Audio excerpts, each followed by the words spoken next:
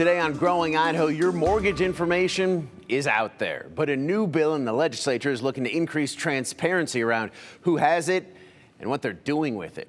As we talked about a lot here on Wake Up Idaho, it's tough to buy a home right now, but there's an issue that a lot of Idahoans face every day that's making it even tougher.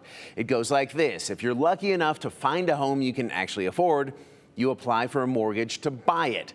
But then credit companies sell your data from your mortgage application, including a portion of your social security number, and it's turned into a mortgage trigger lead. Then other lenders' salespeople reach out to you that seem to be the lender that you're already working with.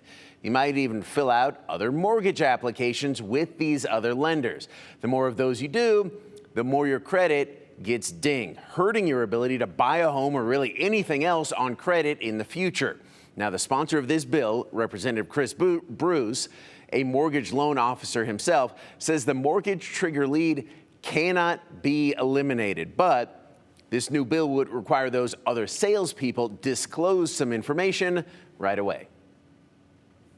So this doesn't actually stop it.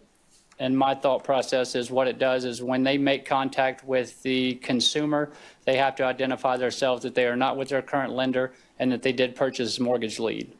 If you start off the conversation with those two things, I think that handles a lot of information. It solves a lot of the issue from there, just being clear of what their intent is.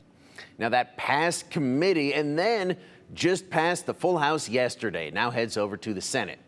I also have an update for you on a rental bill. You may remember a couple of weeks ago where I talked about a bill that, among other things, would limit the number of rental applications that landlords can charge application fees for at a time. The idea was to protect renters from bad landlords who charge a bunch of application fees when they're not even considering applications. Anyway, went to the amending order where often bills die. But instead, they made some tweaks to it and it passed out of the full Senate. It's now in a House committee waiting for a hearing. Coming up, there's